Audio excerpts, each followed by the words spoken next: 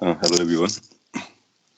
सो आज model discussion होगा, उसको मैं ओपन करता हूँ। आपको स्क्रीन और साउंड प्रॉपर आ रहा हो तो एक बार कंफर्म कीजिए, फिर हम लोग इसको स्टार्ट करते हैं। Exercise 1 of wave.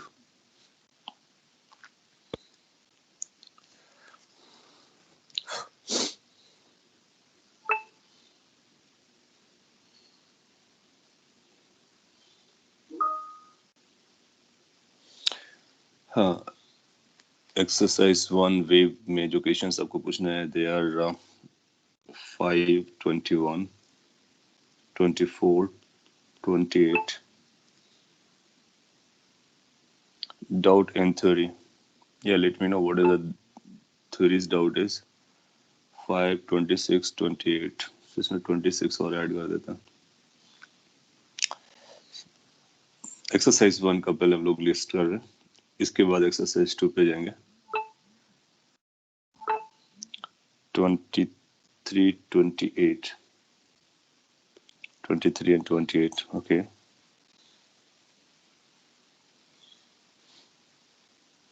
Wave front. Wave front को हम लोग डिटेल में डील करेंगे अपकमिंग लेक्चर्स में, तो ऐसा टर्म फिर हम लोग टेस्ट में यूज नहीं करेंगे जो आपको बताया नहीं गया। वेव फ्रंट एक वे है जिस वे पर हम विजुलाइज करते हैं वेव प्रोपोगेट करता हुआ, और उससे रिलेटेड काफी न्यूमेरिकल कैलकुलेशंस भी रहेंगी। So wavefront will be covered in the upcoming lectures. YDSC test में आएगा। YDSC एज सच नाम से नहीं आएगा, लेकिन ऐसा सेटअप दिया जा सकता है कि 2 पॉइंट सोर्स है और फेज डिफरेंस बताइए, पाथ डिफरेंस बताइए, इंटेंसिटी बताइए। तो सिंस हम लोगों ने उसका बेसिक सेटअप पढ़ा हुआ है, तो जितना बेसिक सेटअप पढ़ा हुआ है बस उसी से रिलेटेड क्वेश्चन आएगा और उसके बियॉन्ड नहीं आएगा। 26, 28 they have been counted. Okay, so can we start this first exercise with your questions? 2, 2, 4, 6, 6 questions आपने पूछे। अब पा रहे होगे जो फर्स्ट, सेकंड, थर्ड क्वेश्चन है वो इजी जा रहे होंगे, सिमिलर टाइप के। और अगर टफ लग रहा है तो आपको पूछना है, जैसे कि आपने 1, 4 भी पूछा है तो 1, 4, 21 and 28, 7, 11, 18, so 19 and 21। ठीक है, मैं इनके बारे में आइडिया देता हूँ। 5, 8, 8 is also included, so 8 को include कर देता है। 18, yes. 25, 25 was not there, so let me add it. 26, 28. So question number 1, ये आपको इस तरह से वेव की लैंग्वेज लिखेगा और फिर जो पूछा जाता है हमने को बस एग्जैक्टली वही बताना होता है। सो क्वेश्चन नंबर 1 के लिए 27 भी आपको ऐड कर देते हैं। क्वेश्चन नंबर 1 के लिए क्या करेंगे, इसने लिखा ट्रांसवर्स वेव है, जो इस तरह से इक्वेशन से डिस्क्राइब किया जाता है। Maximum particle displacement velocity, maximum particle velocity. हम लोग जानते हैं पार्टिकल वेलोसिटी क्या होती है। What is the particle velocity? Particle velocity is del y by del t. और मैक्सिमम वैल्यू कितनी होती है ये भी आपको लिख के बताया है। Max value is going to be this max, which is going to be a into omega. और ओमेगा का मतलब हुआ जो t का कोएफिशिएंट आएगा, यानी 2 पाई f a इनटू ओमेगा होता है। सो जो मैक्सिमम पार्टिकल वेलोसिटी बोल रहा है उसकी जगह a की जगह y नॉट लिख देंगे और ओमेगा की जगह 2 पाई f लिखेंगे। सो ये मैक्सिमम पार्टिकल वेलोसिटी होगी वीपी मैक्स। इसकी जरूरत पड़ेगी क्योंकि इसका नाम लिया गया है, इसलिए इसको पहले नोट डाउन कर लिया। फिर बोलता है this velocity is equal to 4 times the velocity of wave. इस इक्वेशन से हम वेव वेलोसिटी कैलकुलेट कर लेते हैं। Yes, how to get the wave velocity? Wave velocity is coefficient of t. Remember that coefficient of t divide by coefficient of x. मैं formula भी लिख दे रहा हूँ so that you can recall it. Coefficient of t कितना आएगा? 2 pi f, और coefficient of x कितना आएगा? 2 पाई बाय लैम्डा। बेसिकली ये कितना हो जाएगा? Lambda into F. सो ये वेलोसिटी हो गया वेव का, ये पार्टिकल का वेलोसिटी हो गया। अब इसके बीच में जो रिलेशन बोलता है उस रिलेशन को हम लोग सेट कर देंगे। इट सेज की वेलोसिटी ऑफ पार्टिकल की जो मैक्स है this velocity is equal to 4 times the velocity of the wave. Now put the values. So ये हो जाएगा आपका y naught into 2 pi f. This is going to be equal to 4 times v is lambda into f. f और f आपस में disappear हो जाएंगे. लिम्डा आपको निकालना है तो लिम्डा कैलकुलेट कर लीजिए. Lambda is equal to rest, this is going to be y naught pi by 2. y naught pi by 2 ऐसा कोई ऑप्शन मैच करना चाहिए. चेक कर लीजिए क्या गिवन ऑप्शन राइट है और कुछ करेक्शन की जरूरत है. तो ये पहला क्वेश्चन में सिंपली अपने को क्या करना था, we need to basically use the basic definitions of wave equation और उसको as per the given condition match करा देना था. नेक्स्ट 8 आप डिनाई कर रहे हो, उससे पहले 4 है. 4 पर आ जाते हैं. क्वेश्चन नंबर 4, ये वेव पल्स दिया गया और इस वेव पल्स के बारे में आपको बताना है. 2 पॉइंट्स है, एक पॉइंट ए है, दूसरा पॉइंट बी है. एंड इट सेज कि R A R B are ratio of wave speed to the particle speed respectively. Ratio of wave speed to particle speed respectively. इसका मतलब ये फोर्थ में आर ए जो बोलना चाह रहा है वो ratio of wave speed divide by particle speed के बारे में बात कर रहा है, लेकिन ये ए पॉइंट के बारे में बात कर रहा है. सिमिलरली बी पॉइंट के बारे में हमको देखना है और पता कर लेना है. तो वेव स्पीड तो हम जानते हैं कि वेव स्पीड तो दोनों के लिए कांस्टेंट रहेगी. पार्टिकल के स्पीड से पता चलेगा कि क्या चल रहा है. पार्टिकल के स्पीड पे भी आप देखोगे तो आपको पता चलेगा कि ये जो पल्स है केवल एक ही पल्स है. अगर ये मल्टीपल पल्स रहे होते तो फिर हम लोग इनका कंप्लीट ऐसे हम देख सकते थे कि ये मीन पोजीशन से चल रहा है. या फिर आप ऐसा करो कि अपने पास वेव इक्वेशन होती है ना, y is equal to a sin kx minus omega t. यहाँ से दोनों वेलोसिटीज को हम लोग लिंक कर सकते हैं. कैसे लिंक कर सकते हैं? पार्टिकल की वेलोसिटी क्या है? पार्टिकल की जो वेलोसिटी आती है वो del y by del t आती है. सो अगर जब del y by del t करोगे तो आपको मिलेगा a ओमेगा साइन, और ये साइन वाला कॉस चला जाएगा, cos kx minus omega t. अच्छा, इसके बाद अगर हम del y by del x करते हैं, ये एक फॉर्मूला बना देते हैं, आपके लिए काम आएगा. ये भी सोचने का तरीका होता है. Del y by del x अगर हम लोग करेंगे तो ये बनेगा a इंटू के. अच्छा, यहाँ पर एक माइनस साइन आया होगा क्योंकि माइनस ओमेगा टी था. दिस विल बिकम a के cos kx minus omega T. अब चाहो तो ये cos kx minus omega t की वैल्यू फर्स्ट वाले में प्लेस कर दो. तो पार्टिकल की जो वेलोसिटी बनेगी that is going to be minus omega, और a cos ओमेगा टी की जगह आ जाएगा 1 by k and dy by dtx. ऐसा एक्सप्रेशन रिलेट करके आपसे पूछ सकता है, इसलिए मैंने इसका डेरिवेशन भी किया है. और इसके बाद आप क्या बोलोगे? ओमेगा बाई के बारे में हम लोग जानते हैं. व्हाट इज ओमेगा बाई के? वो 2 पाई बाई लेम्डा, ये 2 पाई बाई टी होता है, 2 पाई बाई लेम्डा होता है, ये v वेलोसिटी के बराबर होता है. तो ये वेव वेलोसिटी हो गया. इसका मतलब particle velocity and wave velocity का कभी लिंकेजेस पूछे तो आप इससे लिंक कर सकते हो, del y by del x. इसको नोट कर लीजिए. एज सच ये एक्सप्रेशन भी पूछ सकते हैं. तो अगर आपको अपने ऐसा ड्राइव नहीं किया तो वहां पर आपको ड्राइव करना पड़ेगा. अभी आपने एक बार कर लिया तो याद रह जाएगा. अब यहाँ से आपको वेलोसिटी ऑफ पार्टिकल या फिर velocity of wave upon velocity of particle चाहिए, तो आप बोलोगे this is going to be 1 upon minus del y upon del x. ये जो del y by del x आ रहे हैं, ये y वर्सेस x ग्राफ है. y वर्सेस x ग्राफ पे जो del y by del x होता है वो स्लोप होता है. तो एक a पॉइंट पे स्लोप निकालेंगे, एक b पॉइंट पे स्लोप निकाल ड्रॉ करेंगे टेंजेंट को.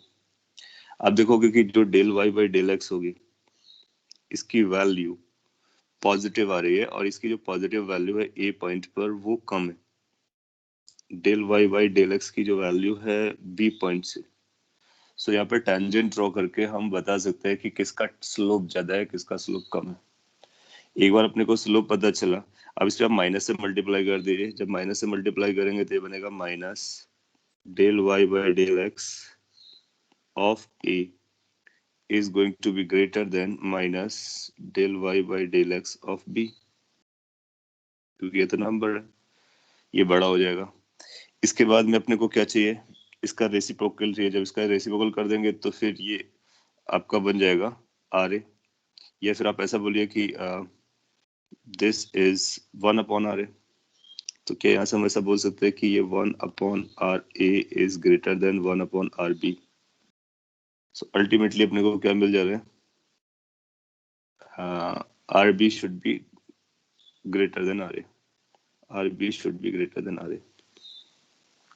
ऐसा कोई ऑप्शन होगा उसको मार्क कर देंगे। स्टेप्स आपको समझ में आया Sir, तो अच्छी बात है, नहीं तो आपको पूछना है। Yes sir, RA should be greater than RB in the question. The answer is given. What is answer? RA should be greater than RB. A is option is the answer. हम लोग एक बार चेक कर सकते हैं। देखो उसने जो पूछे है वो velocity of wave divide by velocity of particle पूछे। So velocity of wave divide by velocity of particle को हमने आर बोला है। यहाँ पर जब हमने velocity of particle velocity of wave में एक रिलेशन निकाला, इस रिलेशन के अकॉर्डिंग अगर हमने V A by V P जो पूछा गया एक्जैक्टली वही निकालना चाहे तो 1/, या फिर ऐसा बोलो, इसको ऐसा लिख सकते हो -1/, स्लोप चाहिए अपने को। स्लोप आप देख सकते हो किसका स्लोप ज्यादा है, बी का स्लोप ज्यादा है। सो अगर बी का स्लोप ग्रेटर है तो 1/b के लिए ये जो नंबर आएगा वो स्मॉलर आएगा, माइनस लगा देंगे तो वो बड़ा हो जाएगा, तो बी के लिए ये बड़ा हो जाएगा। सो जो आर ए आपको निकालना है वो एक्जैक्टली उसकी जो न्यूमेरिकल वैल्यू होगी वो बी के लिए बड़ी हो जाएगी और ए के लिए छोटी हो जाएगी। तो यही आना चाहिए। Sir, even in Cengage, the same question is there. It's given A as the option because I think they are considering the wave equation as the equation for all. As in, that's del y upon del t equals to v square del. Uh, sorry, del square y upon del t square equals to v square del square y upon del x square.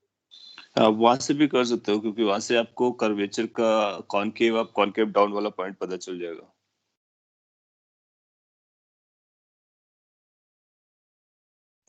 हाँ, ये जो point आपने लिखा है ये agreeable है।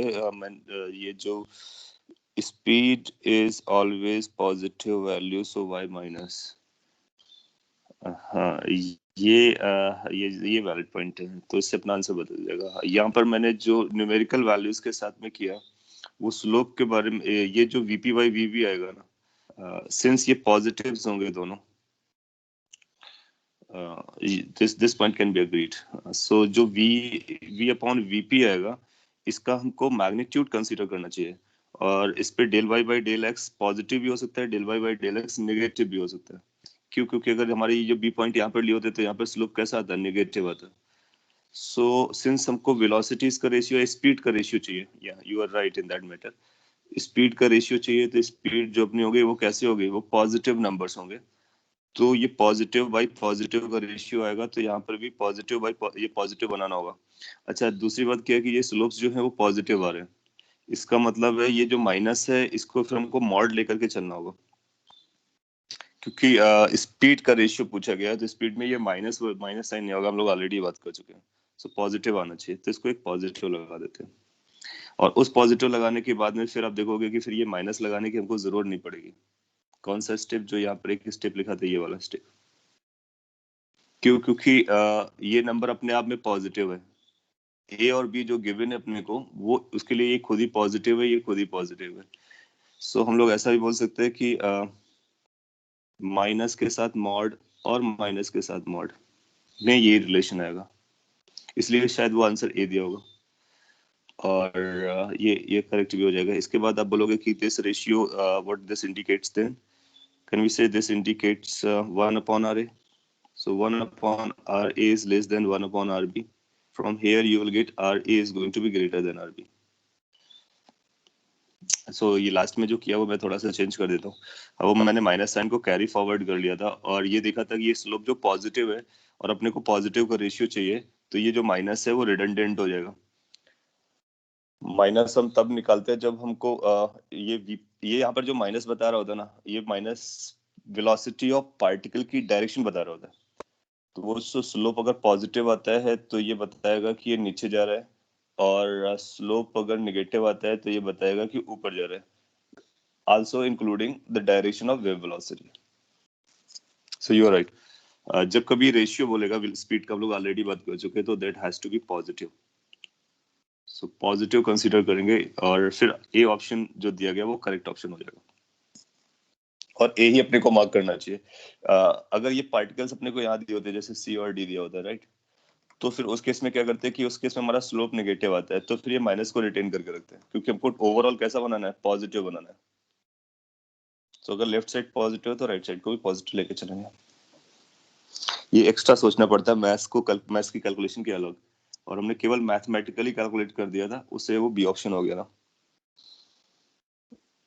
So their ratio should be positive, yes. फिर आपने लिखा is it compulsory that velocity of particle will be maximum at mean position? हाँ, अगर ये पार्टिकल आपका SHM कर रहा है, completely SHM कर रहा है, तो फिर मेन पोजीशन पर उसकी वेलोसिटी को मैक्सिमम होना पड़ेगा। लेकिन यहाँ पर क्या हो रहा है, यहाँ पर एक पल्स जा रही है, केवल एक पल्स है। तो ये जो पार्टिकल है एक बार ऊपर जाएगा, फिर इसके बाद ये नीचे आकर के इसी मेन पोजीशन पे रेस्ट पर आ जाएगा। तो आप देखोगे कि जब मेन पोजीशन से ये चला था तो उसके पास वेलोसिटी 0 थी, और जब रिटर्न होकर के वापस यहाँ पर आया तो भी वेलोसिटी 0 है। तो जो velocity at mean position max वाला पॉइंट है वो तब होता है जब ये पार्टिकल एसएचएम करेगा। अगर ये कंप्लीट एसएचएम करता रहता है तो definitely during that SHM at mean position it carries maximum velocity. Single pulse में फिर अपने को देखना होता है उससे पहले क्या हुआ, उसके बाद में क्या हुआ। सो ये जो पॉइंट है इसको नोट डाउन कर लीजिए और ए ऑप्शन को आप मार्क कर सकते हो। स्पीड का रेशियो है इसलिए हमको डायरेक्शन नहीं इनकॉल करनी है, पॉजिटिव का पॉजिटिव रेशियो निकालना था। Yeah, right. Sir, in this question, particle velocity at A will be greater than particle velocity at B, ना? ये भी आप बात कर सकते हो, लेकिन क्या कि इसमें यहाँ पर देखो जैसा भी मैंने बोला ना कि अगर इसके पास एक और ये पल्स आ रहा होता तो फिर हम लोग सर्टेनली ये बात बोल सकते हैं। यहाँ पर ए से ए के नीचे जैसे जब पार्टिकल थोड़ी देर पहले ये जो पार्टिकल रहा है, इस पार्टिकल का फ्यूचर क्या है, ये पार्टिकल अभी नीचे जा रहा है। आपको समझ में आ रहा है पार्टिकल की वेलोसिटी नीचे जा रही होगी क्योंकि नेक्स्ट मोमेंट पर ये जो पल्स है वो आगे चला जाएगा ऐसा। So particle A is going downside, particle B is going downside. Moreover, अभी हम A की वेलोसिटी को B से ज्यादा क्लेम डायरेक्टली इसलिए नहीं कर सकते हैं क्योंकि थोड़े समय के बाद A की वेलोसिटी कैसे होने वाली है, 0 होने वाली है। अगर ये कंप्लीट एसएचएम चल रहा होता तो डेफिनेटली हम कह सकते थे कि A अपनी मीन पोजीशन की तरफ जा रहा है, उसकी वेलोसिटी ज्यादा आएगी। तो इसलिए हम उस डायरेक्ट वे से ना जा करके इस रिलेशन से प्रोसीड करेंगे तो ज्यादा लॉजिकल और करेक्ट आंसर रहेगा अपने पास। और अगर ये वेव आपको बताता कि ये पूरा वेव आ रहा है, चलता रहा, कंटिन्यूअसली चल रहा है, तो फिर हम कह सकते थे ए मीन पोजीशन के पास में है तो उसकी वेलोसिटी ज्यादा होगी, बी मीन पोजीशन से दूर है तो उसकी वेलोसिटी कम होगी, और फिर बी वेलोसिटी से रेशियो निकाल सकते थे। और यहाँ पर आपको ये जो रिलेशन आ गया ये भी एक काम का है, ये बताता है। ये क्या बताता है, यहाँ पर देखो ये बता भी रहा है वेलोसिटी हमारी पॉजिटिव है और del y by del x positive है, तो ये नेगेटिव आ रहा है। इसका मतलब ये पी पार्टिकल किधर जा रहा है, डाउन साइड जा रहा है, या फिर ए पार्टिकल जो है वो डाउन साइड जा रहा है। तो ये जो माइनस साइन है वो डाउन साइड के लिए इंडिकेट कर रहा है। तो साइन को मैग्नीट्यूड से अलग रखते हैं, ये एक खास पॉइंट है। फिफ्थ क्वेश्चन पर आते हैं। Question number 5 says a wave is propagating along x direction and displacement of the particle of the medium is in z direction at t equal to 0. तो t equal to 0 में आपको कोई एक expression दे रखा है, तो मैं यहाँ पे लिख देता हूँ t equal to 0 पर जो एक्सप्रेशन है z that is e raised to power minus x plus 2 raised का स्क्वायर हो जाएगा। x मीटर्स में t 1 सेकेंड पे चाहिए अपने को, तो अगर हमने वो 1 सेकेंड पे निकालना है तो हम निकालना जानते हैं, इनफैक्ट हम टी पर निकाल सकते हैं। सो क्या बताया था आपको टी पर, ये किस डायरेक्शन में जा रहा है वो आपको देखना होगा, along the x direction. So x का मतलब पॉजिटिव एक्स हम लोग पकड़ लेते हैं, तो एक्स को किससे रिप्लेस कर सकते हैं, एक्स को एक्स माइनस वी टी से रिप्लेस कर देंगे। सो किसी भी टाइम पर ये एक्सप्रेशन या इक्वेशन ऑफ वेव बन जाएगा x minus we T plus 2 का होल स्क्वायर। तो ये वेव इक्वेशन आ गया। अब अपने को पता करना है किस टाइम पर t इक्वल टू 1 पर, सो t को 1 सब्स्टिट्यूट कीजिए। सो t को जब 1 सब्स्टिट्यूट करेंगे e रेस्ट पर minus this will become x minus v plus 2 square. अच्छा, t इक्वल टू 1 सेकेंड पे जो पल्स इक्वेशन है या फिर जो वेव फॉर्म है वो आपको दिया गया है, वो वेव फॉर्म ये है और हमारे पास ये आ रहे हैं, तो दोनों को इक्वेट करा देंगे। जो इसके इनसाइड वाला पार्ट है they have to be equal. So जब आप दोनों को कंपेयर करेंगे then you should get it like कि 2 minus x is equal to x minus v plus 2, ऐसा कुछ आ जाएगा। यहाँ से अपने को वेलोसिटी निकालनी है, लेकिन आप पाओगे कि यहाँ पर x भी आ रहा है। जब हम कंपेयर करेंगे तो ये सेम फॉर्मेट में बना सकते हैं, इसको आप प्लस माइनस लिख सकते हो। प्लस माइनस क्यों लिख सकते हो? क्योंकि आपको पता है ना ये स्क्वायर के अंदर है। सो आइडियली अपने को क्या करना था कि इसका square should be equal to इसका स्क्वायर। तो प्लस माइनस दो वाले टर्म में आएंगे, प्लस को आप इग्नोर कर दोगे क्योंकि एक्स डिसअपियर नहीं होगा, तो माइनस वाला लेना होगा। तो मैं अभी लिख देता हूँ, ये ऐसा लिखा जाएगा। देन जब माइनस कंसीडर करोगे तो ये बनेगा x minus two is equal to x minus v plus two. X x cancel out हो जाएगा, v इधर आ जाएगा, तो v इज इक्वल टू 2 + 2 4 के आसपास आ जाना चाहिए, 4। और ये मीटर पर सेकेंड में आएगा, क्यों? क्योंकि x और t के डायमेंशन से गवर्न हो रहे हैं, तो 4 मीटर पर सेकेंड। ऐसा कोई ऑप्शन होना चाहिए, चेक कर लेते हैं। और जो ऑप्शन आएगा उसी को बताएंगे। ये 4 मीटर पर सेकेंड आया। अच्छा, इसने प्लस और माइनस भी नहीं बोला था, तो आप देखो कि क्या हुआ, हम लोगों ने x को x माइनस वी टी से रिप्लेस किया, एज्यूमिंग कि प्लस डायरेक्शन में जा रहा है और v की वैल्यू पॉजिटिव आ गई। सिंस v की वैल्यू पॉजिटिव आ गई, इसका मतलब जो हमारा एजम्पशन था वो सही जा रहा है, that means positive x direction जा रहा है। So this also a way to decide कि किस डायरेक्शन में जा रहा है, क्योंकि इसने हो सकता है दो ऑप्शन दिए हों, प्रोबेबली यही दिए, एक प्लस एक्स देगा, एक माइनस एक्स देगा। सपोज के लिए v की वैल्यू -4 आ जाती, इसका मतलब है जो हमने एज्यूम किया है उसके अपोजिट डायरेक्शन में चल रहा है, क्योंकि यहाँ से जो निकल के आया है वो मैग्नीट्यूड निकल के आया। So this should have answer A option. समझ में आया? ये आप चेक कर लीजिए। ये सोल्यूशन यहाँ पे मैं एक बार फिर से दिखा देता हूँ क्या किया गया है। इस तरह क्वेश्चन एग्जाम में आ भी चुका है, तो किसी टाइम पर सिचुएशन बताएगा, उसके बाद के टाइम के बाद बताएगा, फिर आपसे वेलोसिटी जैसा स्टफ पूछ लेगा। सो उसके लिए आपको क्या करना होता है, पहले आप जनरल इक्वेशन कैलकुलेट कर लो, फिर जो टाइम दिया गया उस टाइम को उस पर सब्सटीट्यूट कर लो और फिर कंपेयर कर लो जिस टाइम पर इक्वेशन दी गई है। तो कंपेयर करने से अपने को पता चल जाएगा which is going to be the exact value of velocity.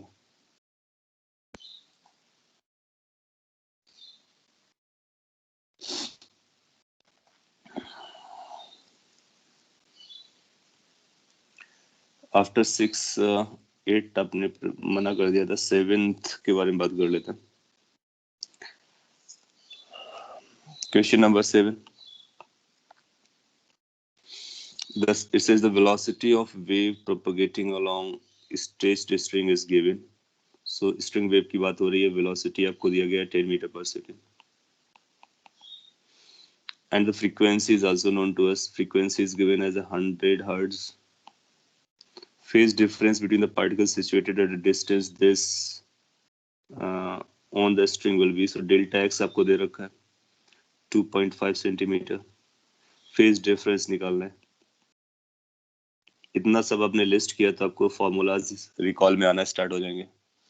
आपको कुछ ऐसा समझ में आना चाहिए कि जो फेज डिफरेंस होता है उसको निकालने का हमारे पास एक फॉर्मूला होता है 2π/λ into path difference. Path difference अपने को दे रखा है, दो पॉइंट्स के बीच का डिफरेंस। लेमडा कैलकुलेट करना होगा, क्या इन दोनों को यूज करके हम लेमडा निकाल सकते हैं? यहाँ से लेमडा निकालेंगे तो v/f हो जाएगा। सो v/f अपने लिए लेमडा हो गया, डेल्टा एक्स आपको दिया गया, रख दीजिए, आपको एक आंसर मिल जाएगा। मैं एक बार निकाल के आंसर भी चेक करा देता हूँ।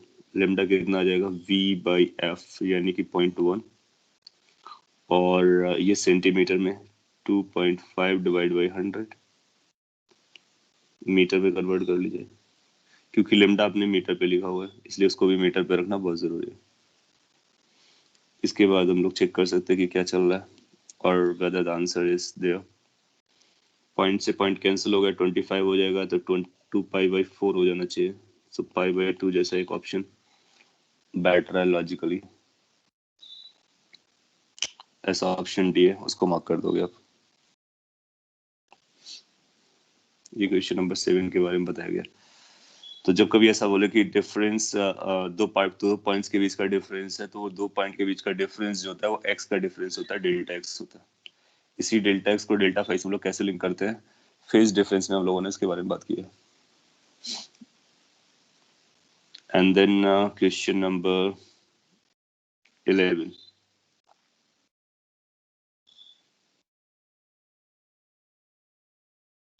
Here is the question number 11.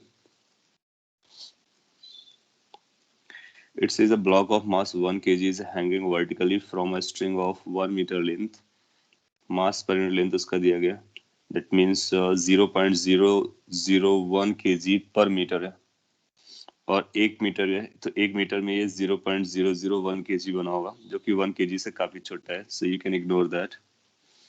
तो इसका मतलब है हम ये इग्नोर कर सकते हैं कि इसका खुद का मास बहुत कम है, इसलिए जो टेंशन की वैल्यू है वो टेंशन कांस्टेंट है और mg के बराबर है। कौन से mg? जो हैंगिंग mg है, हैंगिंग mg 10 के बराबर आप बोल सकते हो। अप्रोक्सीमेटली पूछ रहा है, तो अप्रोक्सीमेटली में ये और भी अच्छे से सुटेबल हो जाएगा। देन आफ्टर इसने बोला कि एक पल्स क्रिएट किया गया है एट द लोअर एंड, तो अगर आप लोअर एंड में एक पल्स क्रिएट करते हो तो ऊपर जाने में कितना टाइम लगेगा, तो वेलोसिटी से पता चल जाएगा। So time taken is going to be equal to the distance to be travelled divide by velocity. How much distance has to be travelled? 1 metre. What is the velocity? √t/μ। So velocity को हम लोग calculate कर लेते हैं। Velocity आएगी √t which is 10/μ। Mu की value आपको दे रहा है 0.001। 0.001. So this becomes basically 10⁻³ आएगा, 10⁻⁴ हो जाएगा। 100 मीटर पर सेकंड दिख रहा है अपने को। अगर ये 100 मीटर पर सेकंड आ रहा है, सो टाइम की वैल्यू भी आपको पता चल जाएगी। आपको जो यहाँ पे कंफ्यूजन आया होगा वो लगा होगा कि स्ट्रिंग के मास को क्या करना है। सो आप समझ लीजिए, स्ट्रिंग का मास देखा हमने कितना है, बहुत कम है, 0.001 यानी 1 ग्राम है। So, 1 ग्राम की स्ट्रिंग है और 1 किलोग्राम का मास लगाया गया, जो तो टेंशन का जो वेरिएशन है वो इग्नोरेबल है, इसलिए आप वेलोसिटी को कांस्टेंट पकड़ लेंगे। एक्सेलरेशन वाली वेलोसिटी नहीं पकड़नी है, कांस्टेंट वाली वेलोसिटी पकड़ लेनी है। ऐसा इसलिए क्योंकि टेंशन किसी भी पॉइंट पे निकालेंगे ऑलमोस्ट सेम आएगा, और उसने अप्रोक्सीमेट वर्ड भी यूज कर लिया है, सो ये आपको और बोलेगा कि हाँ यस टी को कांस्टेंट पकड़ लेना है। So that was 11th. Next जो आप पूछना चाहते थे 11th के बाद, as per this record is 18, then 19. Question number 18. ये पल्स का समझ में आ गया होगा, जो 15th है, और ये जो 16th है, एग्जाम के लिए काफी इंपॉर्टेंट क्वेश्चन है। I forgot कौन सा चाहिए था अपने को, 18th and 19th चाहिए था। So here is the 18th. Question number 18 says कि वेव डिस्प्लेसमेंट एम्पलीट्यूड दिया गया और डेंसिटी ऑफ एयर दिया गया, velocity of air, velocity in air दिया गया, फ्रीक्वेंसी दिया गया, इंटेंसिटी ऑफ वेव निकालना है। तो हम लोग जानते हैं जो इंटेंसिटी ऑफ वेव होता है, इसका एक फॉर्मूला निकाला था, in case you remember. Anybody remembers what exactly the formula was? इस जस्ट इसलिए ताकि आप लिखें, आपको याद आ जाए, कॉपी देख के नहीं बताना। सो कुछ ऐसा रहा होगा, हाफ ए स्क्वायर, हाँ बोले, omega square, omega square S V, sorry S is not there, only V. S नहीं होगा, वो पावर में रहता है, रो इनटू वी आया होगा। चेक कर लीजिए जो मैंने लिखा है क्या यही रहा होगा, half amplitude square, angular frequency square, और जो डेंसिटी है वो डेंसिटी इनटू वी। अब इस पे देखो ये कौन से वेव के बारे में बात कर रहा है, इसने स्ट्रिंग वर्ड नहीं यूज किया है, इसने एयर की डेंसिटी दी गई है, एयर पर वेलोसिटी दी गई है, यानी ये साउंड वेव से रिलेटेड बात कर रहा है।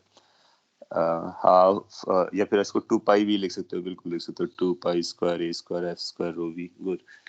सो ये साउंड वेव है या फिर किसी लॉन्गिट्यूडनल वेव के बारे में, तो लॉन्गिट्यूडनल वेव हो या ट्रांसवर्स वेव हो या फिर स्ट्रिंग या साउंड वेव हो, सबके लिए हम लोग इंटेंसिटी ये लिखते हैं। अब इस पे क्या क्या नोन है, ए की वैल्यू नोन है, how much A goes to 10⁻⁻8 in proper metre, how much the density rho is, density of air is 1.3 to 10 to केवल 1.3 रहता है in proper unit, kg per meter cube। ये भी ऐसा unit पर है। और वेलोसिटी, वेव वेलोसिटी एयर में जो साउंड की वेलोसिटी होती है 330 या 340 मीटर पर सेकंड के आसपास होती है, वो भी दे रखा है। फ्रीक्वेंसी एफ दे रखा है 2000 hertz. Now if you look at carefully, you'll find everything needed is known. बस आपको क्या करना, ओमेगा को रिप्लेस कर लेना 2 पाई एफ से। सो सब कुछ यहाँ पे रख देंगे, मल्टीप्लाई करेंगे, एक आंसर आ जाएगा। जो आंसर आएगा वही आपका करेक्ट ऑप्शन बन जाएगा। और आंसर किसमें आएगा, वाट पर मीटर स्क्वायर पर आ जाएगा। तो जो भी ऑप्शन होगा तो वाट पर मीटर स्क्वायर में आप आंसर दे सकते हो। उम्मीद है इसके बाद आप सॉल्व कर लोगे। और कैलकुलेशन सिंपल कैलकुलेशन है। इसको हम लोग सिंपल इसलिए बोलते हैं क्योंकि एक सिंपली कैलकुलेशन, इसके अलावा कुछ नहीं है। हाँ, हो सकता है कैलकुलेशन में आपको थोड़ी सी टफ लगे, 1.3 इन सबको मल्टीप्लाई करना है, स्क्वायर करना है। It's okay, it can be done. Question number 19 then. Two waves of equal amplitude A and equal frequency travels in the same direction in a medium. Amplitude of resultant wave कितना होगा ये बताना है। Okay, तो question number 19 के बारे में आप बोलोगे कि दो वेव्स है, एक y1 है, y1 है a sin kx minus omega T, और एक y2 है, उसका भी एम्पलीट्यूड a है sin kx minus omega T.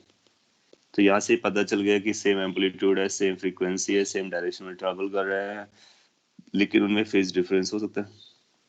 तो जब अगर ये दो वेव्स दिए हों तो रिजल्टेंट वेव का जो रिजल्टेंट एम्पलीट्यूड आता है वो आप जानते हो, वो a1 a2 से लिख करके आता है। So under root a1 square plus a2 square plus 2 times a1 a2 cos phi आता है। यहाँ से आपको रिजल्टेंट की मैक्सिमम और मिनिमम वैल्यू पता होनी चाहिए। मिनिमम वैल्यू जो आती है वो a1 माइनस a2 के बराबर आएगी, मॉड लगा देंगे क्यों, क्योंकि वो पॉजिटिव रहेगा। और ए रिजल्टेंट की जो मैक्स वैल्यू होती है वो a1 प्लस a2 होती है।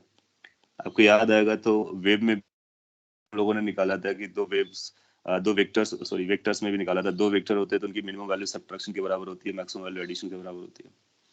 तो यहाँ पर भी जो मिनिमम आएगा वो 0 हो सकता है, मैक्सिमम आएगा वो ट्वाइस हो सकता है। तो 0 और ट्वाइस के बीच में कोई भी नंबर हो सकता है, depend upon what the phase difference is. So अगर सेम डायरेक्शन में सेम वेव्स चल रहे होते हैं तो फेज डिफरेंस के हिसाब से उनका जो एम्पलीट्यूड है रिजल्टेंट वो 0 से लेकर के ट्वाइस के बीच में कुछ भी हो सकता है। अगर सेम फेज पर रहेंगे तो ट्वाइस हो जाएगा, अपोजिट फेज पे रहेंगे तो 0 हो जाएगा, और कोई फेज होगा तो कुछ और हो जाएगा। स्क्रीन को मैं रीशेयर कर दे रहा हूँ अगर आपको विजिबल दिखने में कुछ इशू जा रहा है। So that was the question number 19।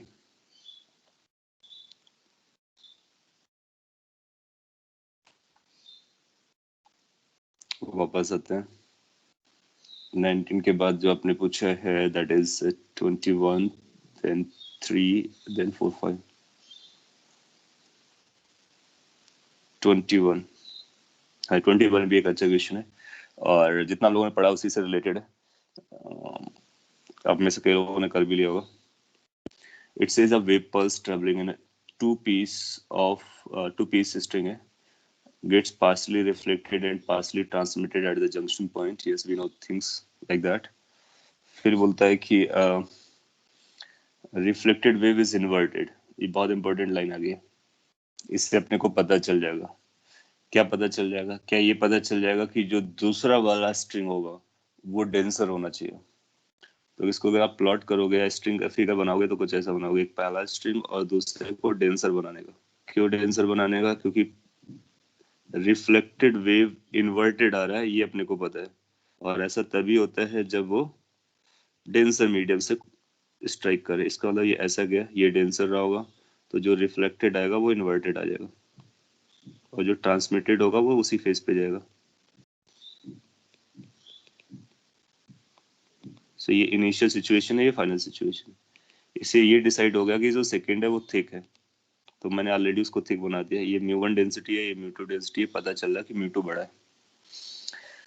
Then after क्या करना था, और भी पॉइंट निकालते हैं। इंसिडेंट से कंपेयर करने के बाद ये इन्वर्टेड है, that means second more denser है।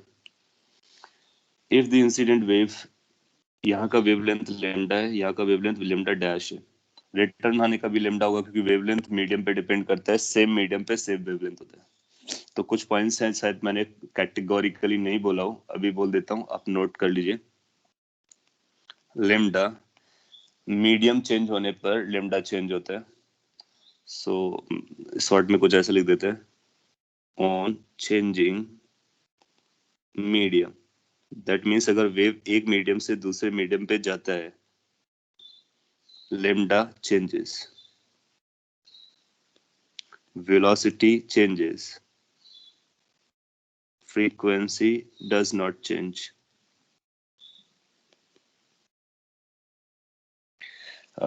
इनको आप रिलेट कर सकते हो, आप खुद ही पता कर सकते हो, क्योंकि वेलोसिटी जो होता है वो t बाई म्यू होता है, मीडियम पे डिपेंड करता है, तो वेलोसिटी चेंज करता है। फिर जो फ्रीक्वेंसी होती है, frequency it depends on source, depends on source, इसको नोट कर लीजिए, काफी इंपॉर्टेंट पॉइंट है।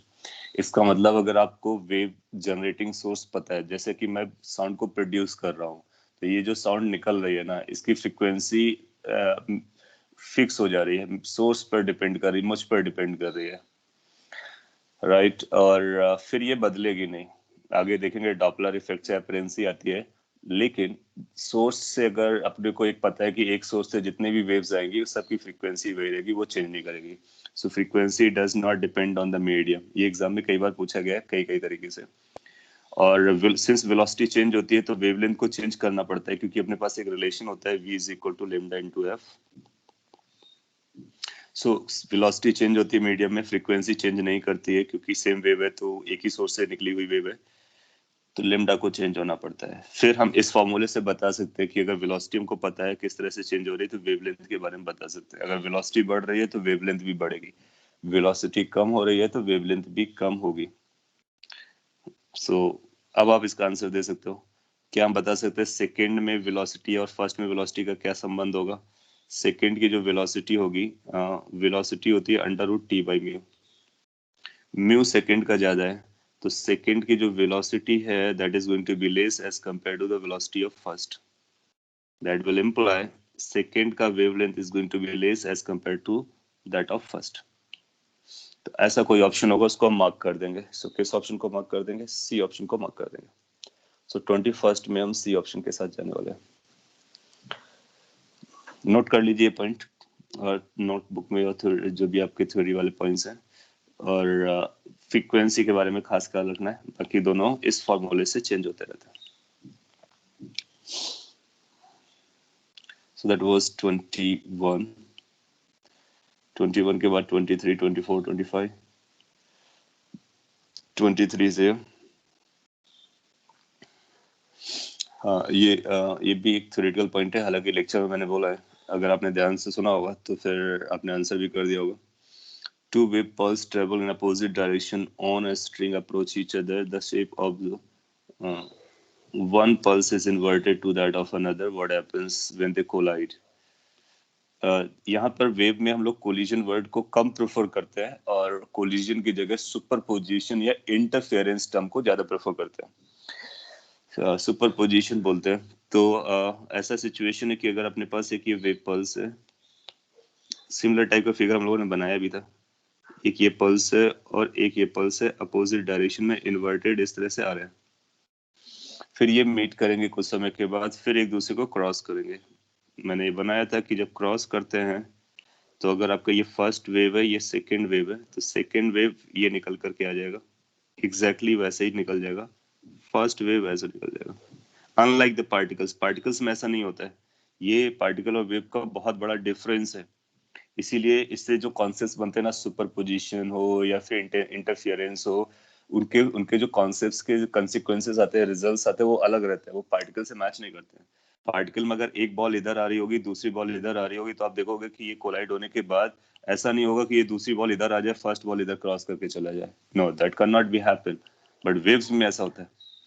सो तो होता क्या है कि जब कभी दो वेव्स आकर के मीट करते हैं, सो एक दूसरे को ऐसे क्रॉस करते हैं जैसे वो एक दूसरे से कभी मिले भी नहीं है। दैट मीन्स ये वन एग्जैक्टली वही वन होगा जो यहाँ पर है, इसको क्रॉस करने के टाइम पर उस पर कोई चेंज नहीं आया, सेकेंड को क्रॉस करने के टाइम पे कोई चेंज नहीं आया। So they cross each other and they will remain as such they were earlier, और कोई चेंज नहीं आने वाला, सेम वेव फॉर्म को लेके चलेगा। अब आपके पास चार ऑप्शन, आप पढ़ लीजिए। जैसे पहला ऑप्शन बोलता है द पल्स विल कोलाइड, ठीक है, क्रूड फॉर्म में समझ लेंगे, कोलाइड करते हैं each other and vanish after the collision. No, they don't vanish after the collision. What happens जब वो मिल रहे होते हैं during the collision, अगर आइडेंटिकल हैं तो ऐसा एक सिचुएशन आपको देख सकता है जिसमें ये पल्स और ये पल्स एक दूसरे को कंज्यूम कर जा रहे हैं सुपरपोजिशन की वजह से। वो इसलिए क्योंकि दोनों के एम्पलीट्यूड इक्वल एंड नेगेटिव है, अपोजिट है, तो वो आपको वैनिश यानी उस मोमेंट के लिए ड्यूरिंग ये हो जाएगा, बिफोर ये था, आफ्टर ये है, और ये बोला आफ्टर द कोलिजन, तो अब बोलोगे no, after the collision they remain as such they were prior to collision. Pulses की बात हो रही है। फिर ये बोला pulses will reflect from each other, that is the pulse going towards right will finally move towards left and vice versa. तो ये जो रिफ्लेक्शन वाला केस होता है that happens in particles, not in wave. काफी इंपॉर्टेंट थ्योरेटिकल पॉइंट है। And then pulses will pass through each other. Yes, they will pass through each other, but their shapes will be modified. No, they will pass through each other और एक दूसरे को cross कर जाएंगे, लेकिन उनके shape modified नहीं होंगे। फिर लिखता है the pulses will pass through each other without any change in their shape. Yes, so that's the point. Okay, so that was your 23rd. इसके बाद आपने 24th भी पूछे, मैं एक बार कंफर्म कर लेता हूँ। 24 भी है, 25 भी है, 26, 27, 28 बैक टू बैक सारे। सो 24 के बारे में बात करते हैं। It says a wave is represented by equation this, तो इस इक्वेशन से आप वेव को रिप्रेजेंट करो। ध्यान से ऑब्जर्व करो ये इक्वेशन कैसा है। Can we say this equation is identical and opposite, तो ये रिजल्टेंट वेव कैसा बनेगा। कैन वी से कि ये रिजल्टेंट वेव स्टेशनरी वेव देने वाला है या स्टैंडिंग वेव देने वाला है। You can check a sin omega t minus kx, a sin omega t plus kx, so they are equal and opposite, so this is condition for standing wave. so अगर ये standing wave को create कर रहा है, देखते हैं फिर क्या पूछता है आगे। मैक्सिमम एम्पलीट्यूड बताना है and loop length are respectively. So जैसे लूप लेंथ के बारे में बात किया तो आपको समझ में आ गया होगा कि फिर ये स्टैंडिंग वेव भी बन रहा है। मैक्सिमम एम्पलीट्यूड कितना बनेगा। सो आप जानते हो कि ए साइन होता है तो वो ट्वाइस ए में कन्वर्ट हो जाता है। सो लूप लेंथ के मतलब होता है कुछ ऐसा बनेगा। सो ये जो बनने वाला है ये लूप लेंथ है लेमडा बाई 2, तो अपने को लेमडा बाई 2 बताना है और मैक्सिमम एम्पलीट्यूड बताना है। मैक्सिमम एम्पलीट्यूड ट्वाइस से जाता है, ए की वैल्यू 10 दी गई है तो ट्वाइस से कितना हो जाएगा 2 × 10 इज इक्वल टू 20। जो भी यूनिट दिया होगा तो 20 यूनिट आ जाएगा, यानी ए और बी में आंसर है, सी और डी में नहीं है। फिर अपने को पता करना है कि लूप लेंथ कितना है। Loop length is lambda by 2, तो लेमडा पता कर लेते हैं। लेमडा के से निकल के आता है, तो k is given as 2 pi × 0.02, this must be equal to 2 pi by lambda. So how much the lambda should be? 1 by lambda should be 0.02, so lambda should be 1 upon 0.02, that is 100 divided by 2. So 100 divided by 2 is a 50 unit is lambda. Lambda 50 unit है। देखो अपने को lambda नहीं बताना है, क्या बताना है, लूप लेंथ lambda by 2। तो जब lambda by 2 बताओगे तो 25 हो जाएगा, तो 25 हो जाएगा। अभी अपने को पता चला था A और B में आंसर है, फिर 25 आ गया, इसका मतलब B आंसर है, तो 24 का आंसर भी लगा देंगे। इस तरह क्वेश्चंस बहुत ज्यादा रिपीट होते हैं, पर्टिकुलरली जे मेन वाले एग्जाम में। वो इक्वेशन देगा, इसमें आपको स्टैंडिंग वेव चेक कर ले रहा है और लूप की लेंथ के बारे में भी चेक कर ले रहा है और मैक्सिमम एम्पलीट्यूड के बारे में भी चेक कर ले रहा है, तो इस तरह से पूछ सकता है। Let's come to the question number 25। Wire length of linear mass density this is traced between two rigid supports under a given tension. Wire resonates. अच्छा ये टर्म्स आया होगा रेजोनेट्स, आप में से कुछ लोग पूछ भी रहे थे ये रेजोनेट्स का मतलब क्या होता है, तो मैं भी इसी के साथ बता देता हूँ। The wire resonates at a frequency this, The next higher frequency with which the same wire resonates is this. The number of loops produced in the first case is, एक अच्छा सवाल है, एडवांस तक के लिए टच कर सकते हैं। तो ये क्या बोलना चाह रहा है कि अपने पास एक वायर है, तो उस सेटअप को मैं ड्रॉ कर देता हूँ। एक सेटअप हम जानते हैं कि जिसको सोनोमीटर वायर या फिर कुछ स्टैंडिंग वेव ऑन स्ट्रिंग, ऐसा कुछ हेडिंग सब लोगों ने पढ़ा था। सो अपने को ये पता होता है कि ये नोड है डेफिनेटली, ये नोड है डेफिनेटली। इसके बाद इसके वाइब्रेशन डिपेंड करता है कि कौन से मोड पे वाइब्रेट कर रहा है।